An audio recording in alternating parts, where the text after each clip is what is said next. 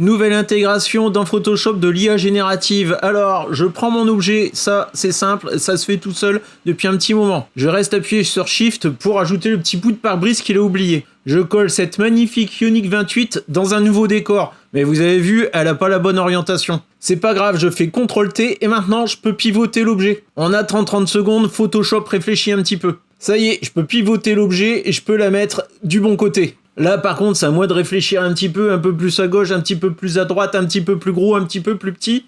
Enfin, je me décide. Je valide et attendez, c'est pas fini. Remarquez, c'est quand même déjà pas mal, mais en cliquant sur harmoniser, là, ça va ajouter les ombres, etc.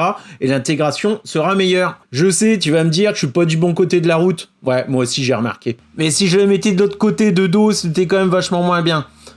Et puis en plus, je me suis encore trompé de côté. On va dire, de toute façon, c'est un paysage anglais, ça. Et là, je me suis dit, qu'est-ce qui se passe si je prends autre chose qu'une bagnole ? Allez, on va prendre un mec qui aime bien les Ioniq 28. J'ai pris la première photo que j'ai trouvée sur le net. Allez hop, contour automatique. Pareil, j'ajoute les petits morceaux qui lui manquent. Ça me semble pas trop mal. Allez hop, on intègre. Et puis, on fait de la rotation.